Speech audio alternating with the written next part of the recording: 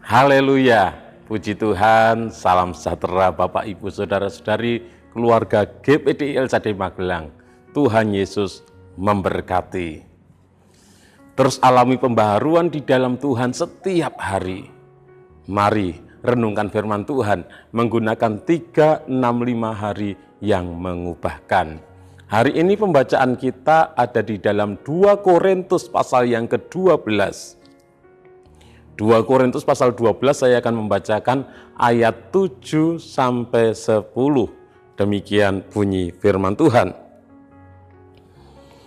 Dan supaya aku jangan meninggikan diri karena penyataan-penyataan yang luar biasa itu, maka aku diberi suatu duri di dalam dagingku, yaitu seorang utusan iblis untuk menggocoh aku, supaya aku jangan meninggikan diri. Tentang hal itu aku sudah 3 kali berseru kepada Tuhan, supaya utusan iblis itu mundur daripadaku. Tetapi jawab Tuhan kepadaku, cukuplah kasih karuniaku bagimu, sebab justru dalam kelemahanlah kuasaku menjadi sempurna. Sebab itu terlebih suka aku bermegah atas kelemahanku, supaya kuasa Kristus turun menaungi aku. Karena itu aku senang dan rela di dalam kelemahan, di dalam siksaan, di dalam kesukaran, di dalam penganiayaan dan kesesakan oleh karena Kristus. Sebab jika aku lemah, maka aku kuat. Renungan firman Tuhan hari ini saya beri tema duri dalam daging. Bapak, Ibu, Saudara yang dikasihi oleh Tuhan, kalau kita mengobservasi, mengamati dari ayat-ayat yang sudah saya bacakan, rupanya Rasul Paulus menderita sesuatu di dalam dirinya yang dia sebut sebagai duri dalam dagingku. Dan sudah 3 kali Rasul Paulus berdoa kepada Tuhan supaya Tuhan menyembuhkan, supaya Tuhan mengangkat duri yang ada di dalam dagingnya itu. Tetapi Tuhan tidak menyembuhkannya, Tuhan tidak mengangkatnya. Tuhan mengizinkan duri itu tetap ada di dalam diri Paulus. Apa tujuan duri dalam daging? Menurut Rasul Paulus, tujuan duri di dalam daging adalah supaya dia tidak meninggikan diri, supaya dia tidak menyombongkan diri, supaya dia tidak tinggi hati dan tidak membanggakan hal-hal yang hebat yang dikaruniakan Tuhan di dalam pelayanannya. Di dalam 2 Korintus 12 ayat 7 bagian A dengan jelas Rasul Paulus berkata, dan supaya aku jangan meninggikan diri karena penyataan-penyataan yang luar biasa itu, maka aku diberi suatu duri di dalam dagingku. Jadi tujuan duri di dalam daging Tuhan taruh di dalam kehidupan Rasul Paulus, tujuannya supaya Rasul Paulus tidak meninggikan diri, tidak menyombongkan diri dengan karunia-karunia yang sudah Tuhan berikan, karunia-karunia yang sudah Tuhan kerjakan di dalam pelayanannya. Sebagaimana kita ketahui, Paulus adalah rasul yang pelayanannya terbesar daripada rasul-rasul yang lain. Rasul yang pelayanannya terluas daripada rasul-rasul yang lain. Paulus menginjil ke beberapa kota sampai ke Asia Kecil. Dan hal itu tidak dilakukan oleh rasul-rasul yang lain. Rasul Paulus juga banyak melakukan mujizat di dalam pelayanannya. Ada keajaiban-keajaiban yang terjadi yang Tuhan kerjakan di tengah-tengah pelayanannya. Rasul Paulus pernah membangkitkan orang mati. Ya, kalau kita ingat kisah Eutikus yang jatuh dari tingkat kemudian mati, dihidupkan kembali. Rasul Paulus menyembuhkan orang-orang sakit. Rasul Paulus selamat dari gigitan ular berbisa. Rasul Paulus selamat dari kapal yang karam. Dan sapu tangannya bisa menyembuhkan orang. Jadi ada banyak karunia, keajaiban yang Tuhan kerjakan di dalam pelayanan Rasul Paulus. Rasul Paulus banyak menerima penglihatan dari Tuhan. Bahkan Rasul Paulus pernah diangkat ke surga. Dan melihat pelayanan Rasul Paulus yang begitu hebat. Rasul Paulus yang begitu luar biasa pelayanannya. Itu semua karena Tuhan. Dan dia bisa saja menyombongkan dirinya karena bisa melakukan mujizat-mujizat, menyembuhkan orang, membangkitkan orang, dan lain sebagainya. Rasul Paulus bisa saja membanggakan pelayanannya yang begitu hebat.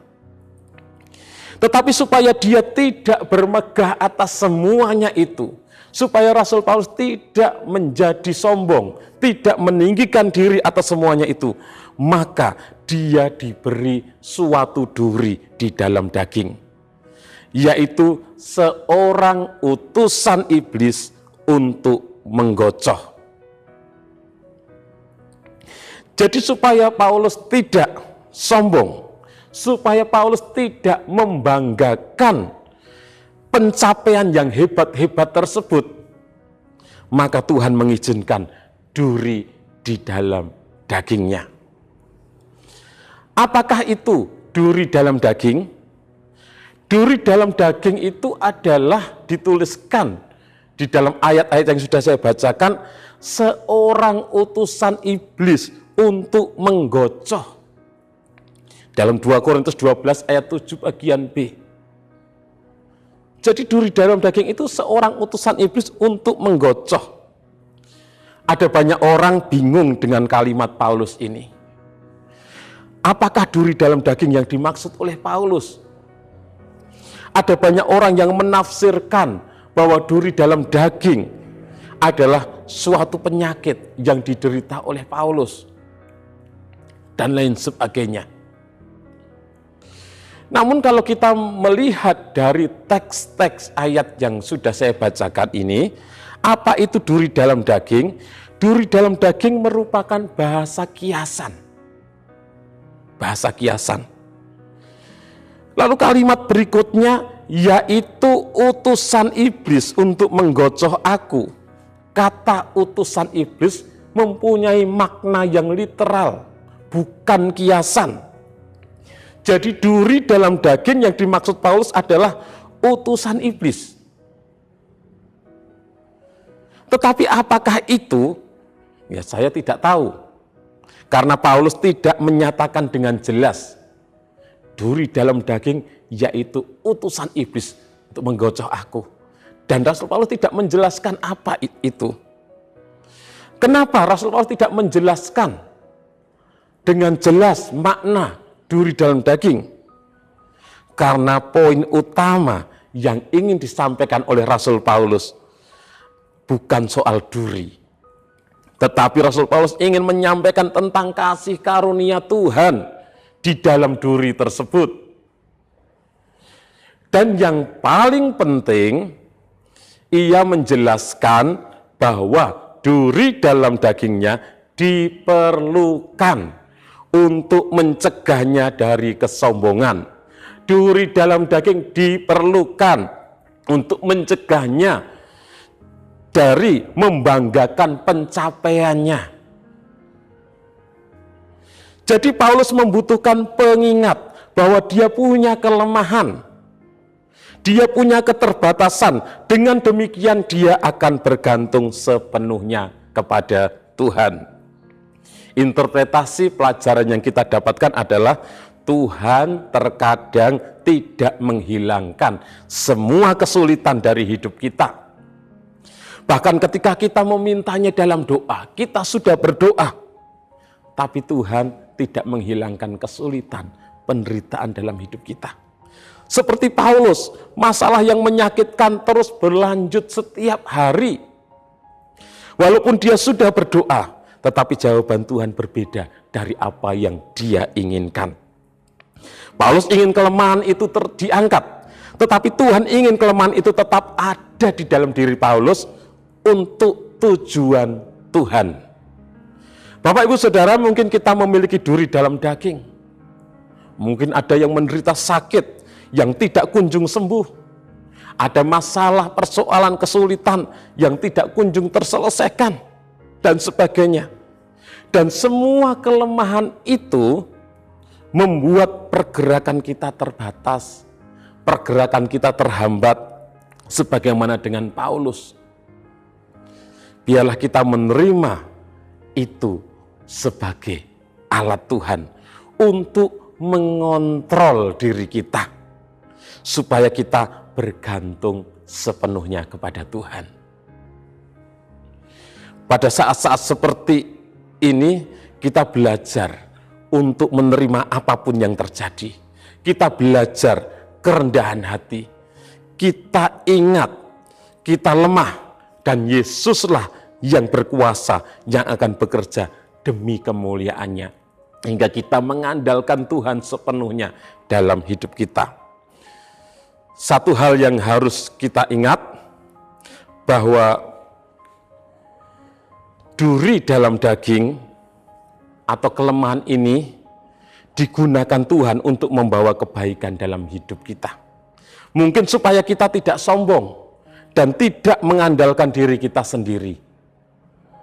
Duri dalam daging ini dikatakan sebagai utusan iblis, yang tentunya iblis melakukan untuk kejahatan, tetapi Tuhan yang akan merancangkan untuk kebaikan kita. Aplikasi dalam kehidupan kita, Bapak Ibu Saudara, kalau di dalam kehidupan kita ini ada sesuatu yang tidak mengenakkan, yang diizinkan oleh Tuhan, hal itu membuat diri kita menderita, membuat kita tidak nyaman dan sebagainya. Mungkin sakit, penyakit, kesulitan, masalah yang kita alami dalam hidup kita. Tetaplah bersyukur kepada Tuhan, karena semua hal tersebut Tuhan izinkan kita alami. Ada maksud Tuhan yang indah, supaya kita tidak meninggikan diri, supaya kita menyadari bahwa kita manusia yang lemah, dan kemudian kita mengandalkan Tuhan sepenuhnya. Kita menyadari kita manusia yang lemah, sehingga kita bersandar kepada Tuhan sepenuhnya. Justru dalam kelemahanlah kuasa Tuhan menjadi sempurna. Roma 8 ayat 28 dikatakan, kita tahu sekarang bahwa Allah turut bekerja dalam segala sesuatu untuk mendatangkan kebaikan bagi mereka yang mengasihi Dia, yaitu bagi mereka yang terpanggil sesuai dengan rencana Allah. Puji Tuhan, kalau ada duri dalam daging di dalam kehidupan Bapak Ibu Saudara ataupun saya, itu semua untuk kebaikan kita. Tuhan izinkan untuk kebaikan kita. Tuhan Yesus memberkati. Terima kasih kepada Bapak Ibu Saudara yang sudah dengan setia mengikuti Renungan 79, kiranya menjadi berkat bagi kita semuanya. Bagi Bapak Ibu Saudara yang ingin didoakan dengan pokok doa tertentu atau ingin menyampaikan kesaksian, dapat menyalurkan melalui chat WhatsApp di nomor 0813 2742 0088. Mari kita berdoa. Terima kasih Tuhan buat anugerah-Mu, kebaikan-Mu. Engkau Allah yang sudah menebus kami, Allah yang sudah menyelamatkan kami, Engkau Allah yang sungguh baik. Kami percaya apapun yang Kau izinkan kami alami, mungkin Engkau mengizinkan ada duri di dalam daging, di dalam kehidupan kami, ada penderitaan, ada pergumulan, kesulitan, masalah yang kami alami, kami percaya itu semua ada maksud Engkau yang baik bagi kami Tuhan. Ajar kepada kami untuk tetap bersyukur apapun yang kami alami. Ajar kepada kami untuk mengandalkan Engkau sepenuhnya, karena Engkaulah sumber kekuatan kami. Dalam kelemahan kami, kuasa-Mu menjadi sempurna. Memberkati umat-umat-Mu dimanapun mereka berada. Kami keluarga GPD LCD Magelang yang berlindung padamu akan bersuka cita, akan bersorak-sorai selama-lamanya, karena Engkau menaungi kami, dan Engkau akan bersukaria yang mengasihi nama-Mu. Di dalam nama Tuhan Yesus Kristus kami berdoa bersyukur.